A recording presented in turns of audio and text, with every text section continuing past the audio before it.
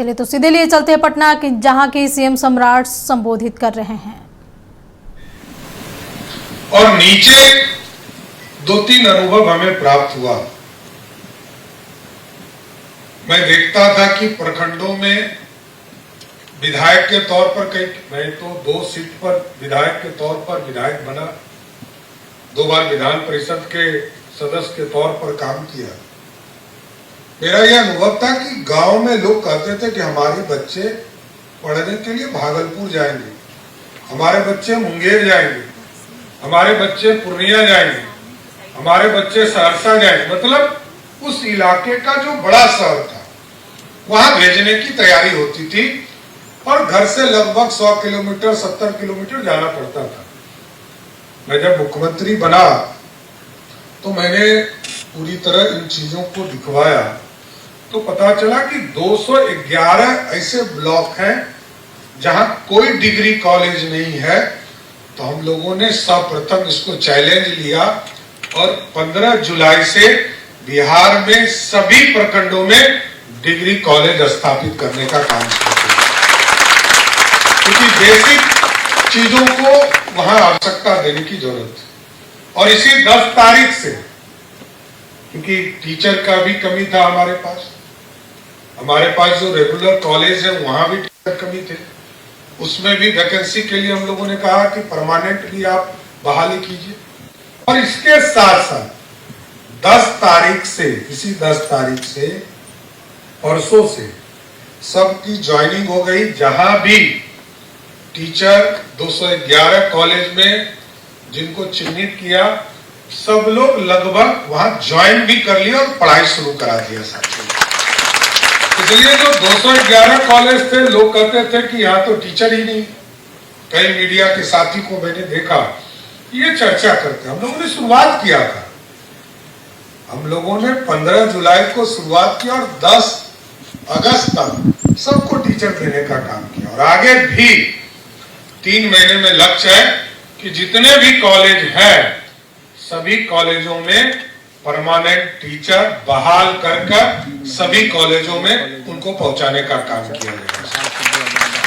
और हम लोगों ने देखा नीचे, क्योंकि जब आप कोटा का अनुभव करते हैं तो आप स्वयं महसूस करते हैं कि लोग कोटा जाना क्यों चाहते हैं, कि वहां हम पढ़ेंगे तो हमारा नीट तैयारी हो जाएगा, जेई की तैयारी हो जाएगा, या अच्छे इंस्टीट्यूट में जाना है, कैट की तैयारी हो जाएगा। इसके लिए लोग बाहर जा रहे हैं।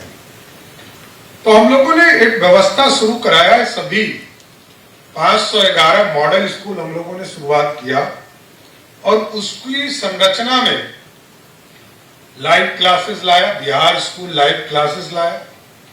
और इसी 15 अगस्त से हम लोग शुरुआत करने जा रहे हैं कि रात के 11 बजे भी यदि स्कूल के बच्चे रात के 11 बजे टीचर खोजेंगे तो उनको ऑनलाइन पढ़ाने के लिए रात के 11 बजे भी उनको उपलब्ध करा दिया जाएगा। क्योंकि हमारे लोग, हमारे बच्चे बाहर नहीं जाए, ये मैं जरूर सोचता हूं। मेरी कल्पना यही है कि हमने तो इतिहास के पन्ने में, मैं ही हूं इतिहास के पन्ने में, ये मगध, ये पाटलिपुत्रा था और इसका गौरवशाली इतिहास रहा, चाहे वो नालंदा के तौर पर, नालंदा यूनिवर्सिटी के तौर पर, चाहे वो विक्रमशिला यूनिवर्सिटी के तौर पर। इसी मगध के लोग, इसी पाटलिपुत्रा के लोगों ने जिसको सामाजिक, आर्थिक, समाज विकास और सामाजिक परिवर्तन की जो लहर है इसी धरती से। और यदि इतिहास के पन्ने में देखेंगे तो स्वर्णिम काल देने वाला कोई और नहीं था, इसी बिहार की धरती, पाटलिपुत्रा की धरती का रहने वाला मगध के सम्राट चंद्रगुप्त मौर्य ने और सम्राट अशोक ने लगभग 200 वर्षों तक इसी पाटलिपुत्रा से स्वर्णिम काल देने का काम किया। तो इतिहास के पन्ने में आज भी कई लोग आए, आतंकी आए, सबने भारत को लूटा, अंग्रेजों ने भारत को लूटा, सब जानते हैं। लेकिन उसकी संरचना को फिर से स्थापित करना, फिर से बिहार की समृद्धि कैसे लौटे, इस पर हम लोगों को चिंता करने की जरूरत है। और ये संस्थान एक महत्वपूर्ण रोल अदा कर सकता है। हम अभी सरकार के द्वारा जहां पर भी सामाजिक और आर्थिक विकास की चर्चा के लिए अध्ययन कराते हैं, तो वो एन सिन्हा इंस्टीट्यूट को ज्यादा हम लोग चुनते रहे। लेकिन हम लोगों ने कहा है कि ऐसी व्यवस्था खड़ा की जो नई युवा पीढ़ी हमारी आ रही, जहां से ये तो फैक्ट्री है, जहां मैनेजमेंट करके बीबीए करके बच्चे बाहर आ रहे हैं, तो इस फैक्ट्री से जो बच्चे निकल रहे हैं, इसका लाभ बिहार की सरकार को भी मिले।